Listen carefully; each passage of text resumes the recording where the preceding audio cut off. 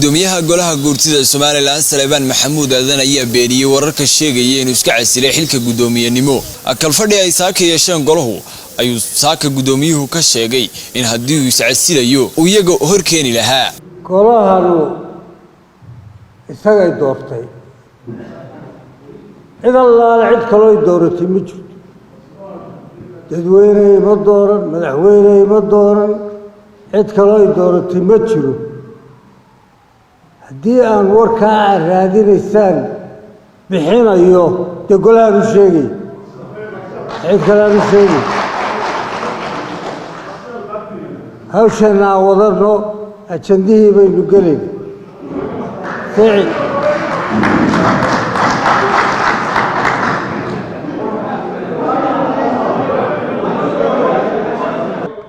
inaanu ku nabadgeliyeyno ama ku ducayno ama ku naahno aan waqt marka wada tagno intaba waajib baan noo leen